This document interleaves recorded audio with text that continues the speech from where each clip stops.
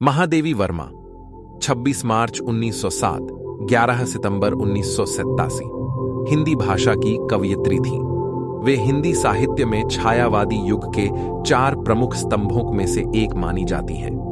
आधुनिक हिंदी की सबसे सशक्त कवयित्रियों में से एक होने के कारण उन्हें आधुनिक मीरा के नाम से भी जाना जाता है। कवि निराला ने उन्हें हिंदी के विशाल मंदिर की सरस्वती भी कहा है। महादेवी ने स्वतंत्रता के पहले का भारत भी देखा और उसके बाद का भी।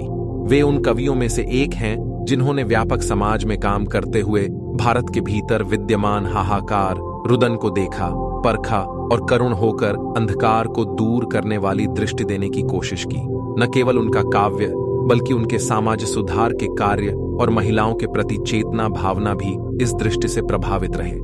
उन्होंने मन की पीड़ा को इतने स्नेह और श्रृंगार से सजाया कि दीप शिखा में वह जन जन की पीड़ा के रूप में स्थापित हुई और उसने केवल पाठकों को ही नहीं, समीक्षकों को भी गहराई तक प्रभावित किया। उन्होंने खड़ी बोली हिंदी की कविता में उस कोमल शब्दावली का विकास किया जो अभी तक केवल ब्रज भाषा में ही संभव मानी जाती थी। इसके लिए उन्होंने अपने समय के अनुकूल संस्कृत और बांग्ला के कोमल शब्दों को चुनकर हिंदी का जामा पहनाया। संगीत की जानकार होने के कारण उनके गीतों का नाद सौंदर्य और पैनी उक्तियों की व्यंजना शैली अन्यत्र दुर्लभ है। उन्होंने अध्यापन से अपने कार्य जीवन की शुरुआत की और अंतिम समय तक वे प्रयाग महिला विद्यापीठ की प्रधानाचार्या बनी रहीं। उनका बाल विवाह हुआ परंतु उन्होंने अविवाहित की भांति जीवन यापन किया।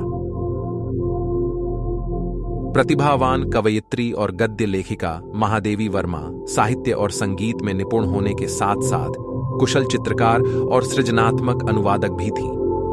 उन्हें हिंदी साहित्य के सभी महत्वपूर्ण पुरस्कार प्राप्त करने का गौरव प्राप्त है।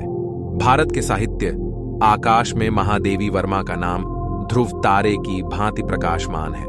गत शताब्दी की सर्वाधिक लोकप्रिय महिला साहित्यकार के रूप में वे जीवन भर पूजनीय बनी रहीं।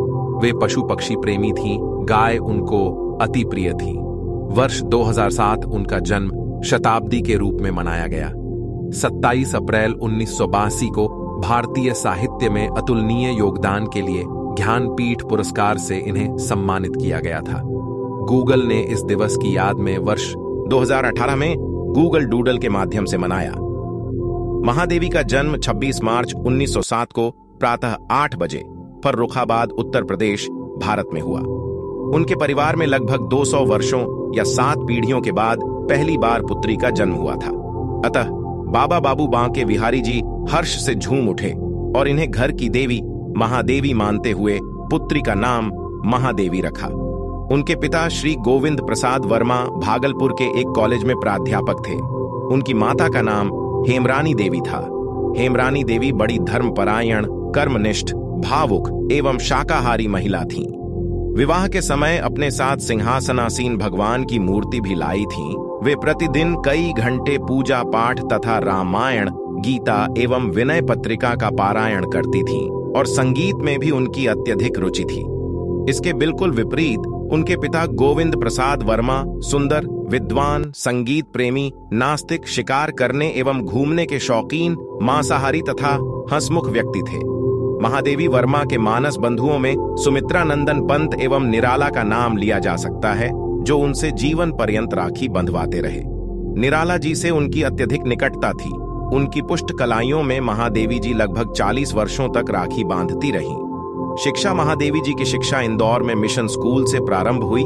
साथ ही संस्कृत, अंग्रेजी, संगीत तथा चित्रकला की शिक्षा अध्यापकों द्वारा घर पर ही दी जाती रही। बीच में विवाह जैसी बाधा पड़ जाने के कारण कुछ दिन शिक्षा स्थगित रही। विवाहोपरांत महादेवी जी ने 1919 में क्रास्थवेट कॉलेज इलाहाबाद में प्रवेश लिया और कॉलेज के छात्रावास में रहने लगीं। 1921 में महादेवी जी ने 8वीं कक्षा में प्रांत भर में प्रथम स्थान प्राप्त किया। यहीं पर उन्होंने अपने काव्य जीवन की शुरुआत की।